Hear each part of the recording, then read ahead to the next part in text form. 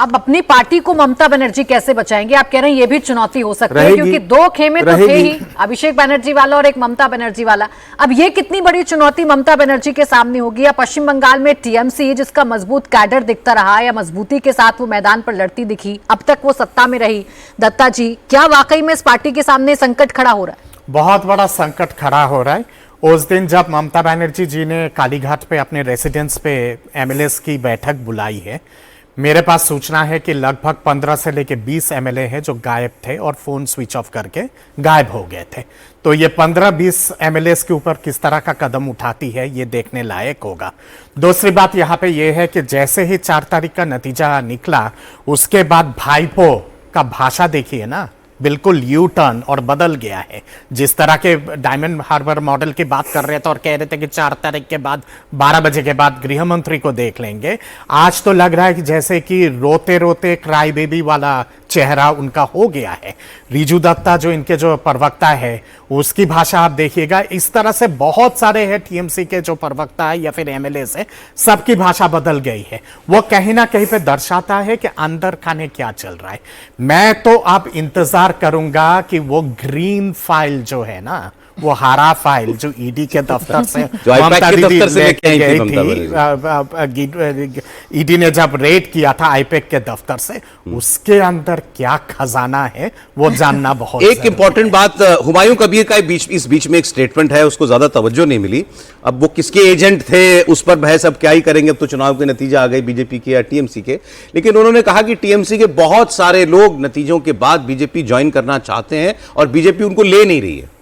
नहीं सर, लेने का तो सवाल ही नहीं उठता है, क्योंकि अभी जो दंगा फसाद जो हुआ था बंगाल में 4 तारीख के बाद, अचानक भगवा पहन के और फिर सीधा निकल गए थे और तोड़फोड़ कर रहे थे, ये तमाम जितने सारे थे ये टीएमसी के। सर एक मिनट, ये जरा तस्वीरें देख लीजिए मंच की, कुछ उस वक्त जो आपने शायद ना देखी हो, कैसे जमीन पर घुटने टेक करके जनता के सामने प्रणाम कर रहे हैं।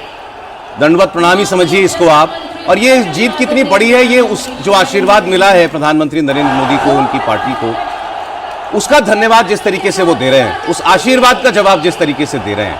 माननीय प्रधानमंत्री, परम आदरणीय प्रधानमंत्री श्री नरेंद्र मोदी। जनता जनार्दन होती है, नेता भाषणों में बहुत कहते हैं, लेकिन ऐसी तस्वीरें कम आती हैं जब आप उसी रूप में उसका धन्यवाद भी करें।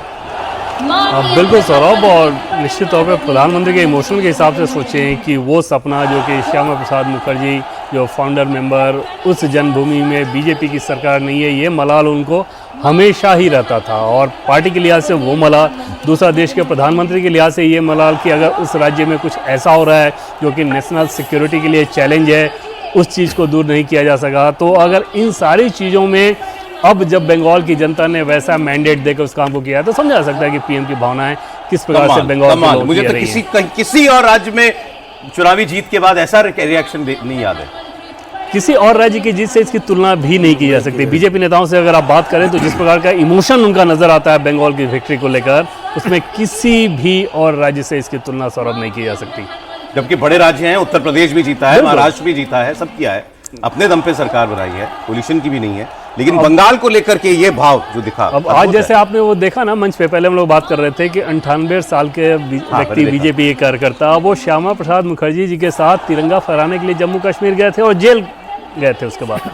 उस तरह का व्यक्ति और उस राज्य में अगर बीजेपी इतने सालों तक शासन में नहीं आ पाई, तो ये समझा जा सकता है कि मलाल कितना बड़ा रहा होगा। और जैसे कि पहले सर हम लोग बात करते रहे, बीजेपी के बड़े नेताओं का ये मानना था कि अगर 2-3 बंगाल के लिए 2-3 राज्य चले जाएं तो भी कोई बात नहीं। ये बड़ी बात है, आपको बतानी चाहिए एक बार फिर। ये तो मतलब कि भाई इस पार्टी के लिए बंगाल क्या है। जी हाँ बिल्कुल। और उसमें जब बीजेपी का टॉप लीडरशिप आप समझे, तो उनमें से एक नेता से, क्योंकि एकदम व्यक्तिगत बात थी इसलिए नाम लेना ठीक नहीं है, लेकिन जब उस बातचीत में मैंने कहा कि बंगाल की विक्ट्री कितनी महत्वपूर्ण है आप लोगों के लिए, तो बड़े इमोशनल होकर उन्होंने कहा कि बंगाल की जीत के सामने अगर हमसे कोई ये कहे कि ये 2-3 राज्यों में आपका शासन नहीं रहेगा, आपकी पार्टी का शासन नहीं रहेगा और बदले में बंगाल मिल जाएगा, हम लोग सहर्ष उसको लेना चाहेंगे, क्योंकि बंगाल हमारे लिए इमोशनल इशू है। हमें हर हाल में बंगाल में बीजेपी की सरकार चाहिए, हमें वहाँ पे सपोर्ट चाहिए। तो इस कदर का अगर इमोशन हो, वो एक सामान्य पॉलिटिकल स्टेट नहीं था कि चलो एक और राज्य में बीजेपी की सरकार बन गई, बल्कि हर बीजेपी के नेता का, हर कार्यकर्ता का सीधे सीधे ये इमोशन जुड़ा था।